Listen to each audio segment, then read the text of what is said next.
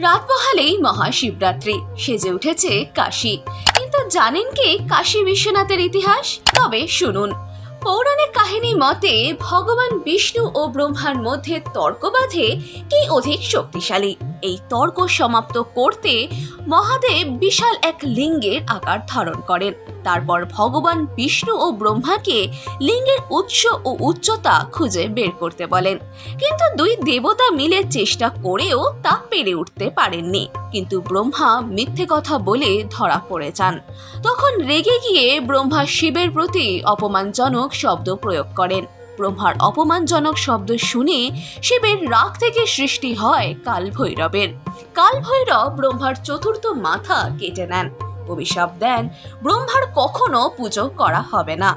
মনে করা হয় শিবের রাগ থেকে পৃথিবীর বিভিন্ন স্থানে শিবলিঙ্গ রূপী দিব্য জ্যোতি নির্গত হয়েছিল। তাদের মধ্যেই একটি কাশী বিশ্বনাথ।